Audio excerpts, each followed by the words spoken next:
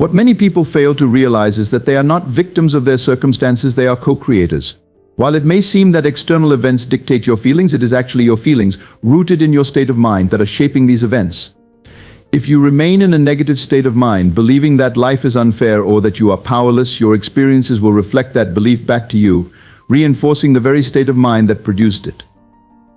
This cycle can be broken, however, the moment you choose to shift your state of mind. You are not bound by your current thoughts or feelings. You have the power to choose a new state of mind at any moment. By consciously directing your thoughts toward the outcomes you wish to experience, you begin to shift your internal state.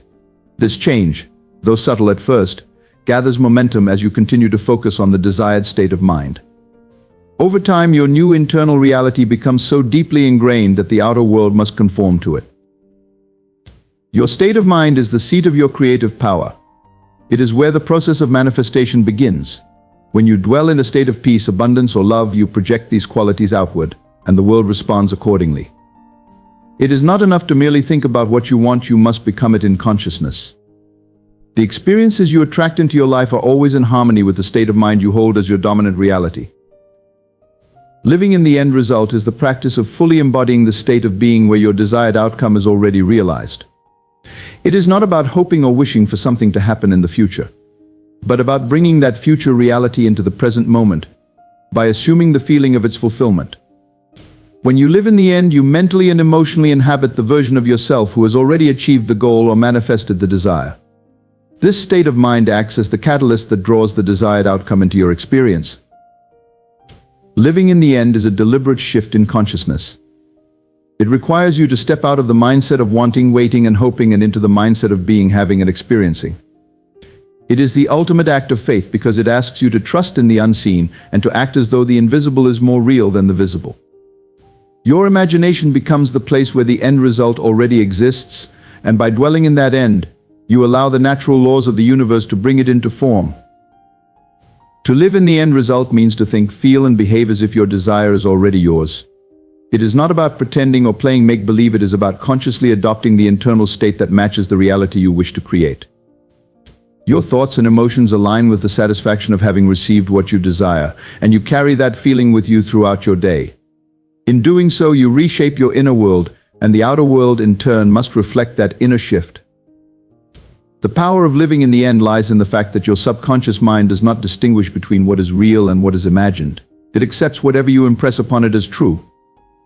By consistently returning to the feeling of your wish fulfilled, you impress upon your subconscious mind the reality of your desire, and it begins to work behind the scenes to bring that reality into being.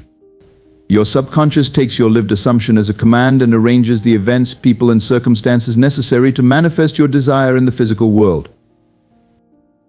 Living in the end also frees you from the anxiety of how things will happen. When you focus solely on the end result, you are not concerned with the details or the steps required to get there. The how is not your responsibility is to dwell in the state of the wish fulfilled. By immersing yourself in the feeling of the end result, you bypass the need for excessive planning or worrying about obstacles. You trust that the path will unfold naturally, and the right opportunities will present themselves at the perfect time. This approach also brings a sense of peace and detachment. When you live in the end, you are no longer driven by desperation or impatience because, in your mind, the desire is already yours. You have shifted from the energy of lack to the energy of fulfillment, and this shift is what allows the desire to flow effortlessly into your experience. The moment you embody the end, the need to strive, struggle, or chase your goal disappears.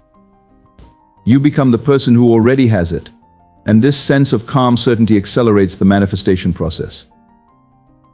Living in the end is not about forcing the external world to change, it is about changing your inner world. It is an internal transformation, where you become one with your desired outcome in consciousness. The outer world will naturally follow suit, because the external world is always a reflection of your internal state. By living as though your desire is already fulfilled, you raise your vibration to match the frequency of what you want, making it inevitable that it will manifest in your life. Moreover, this practice aligns you with the law of assumption, the belief that what you assume to be true in your imagination becomes true in your reality. When you assume the end result as a present fact, you draw all the necessary components into your experience. Living in the end is about claiming the reality you desire before it appears in the physical world, knowing that your inner conviction will eventually become outer fact. self-concept determines reality because the way you see and define yourself directly shapes the experiences and circumstances you encounter in life. Your self-concept, or the beliefs you hold about who you are and what you are capable of, acts as a filter through which you perceive and interact with the world. It is the blueprint that dictates how you respond to events, how others respond to you, and what you allow yourself to experience.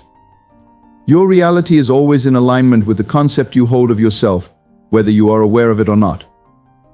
Everything you experience in life is rooted in your self-concept. If you see yourself as someone who is successful, confident, and worthy of good things, your external reality will reflect these beliefs. Opportunities will flow to you, relationships will flourish, and challenges will be met with a sense of capability. On the other hand, if you carry a self-concept that is rooted in lack, limitation, or unworthiness, your experiences will mirror these beliefs, often leading to struggles, missed opportunities, and unsatisfying relationships. The world can only give you what you believe you deserve, and those beliefs are embedded in your self-concept. Your self-concept acts like a thermostat, regulating the level of success, happiness, and fulfillment you allow yourself to experience. If your self-concept is set to a low level, believing, for example, that you are not deserving of love or financial abundance, your reality will consistently match that belief.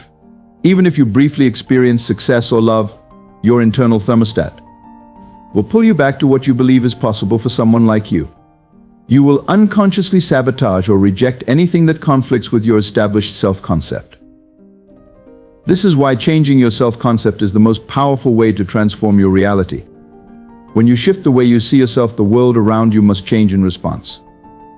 Your outer world is always a reflection of your inner state, and the beliefs you hold about yourself are the foundation of that state. If you begin to see yourself as someone who is deserving of success, love, or happiness, your actions, thoughts, and emotions will naturally align with that new self-concept, and the outer circumstances of your life will begin to reflect it.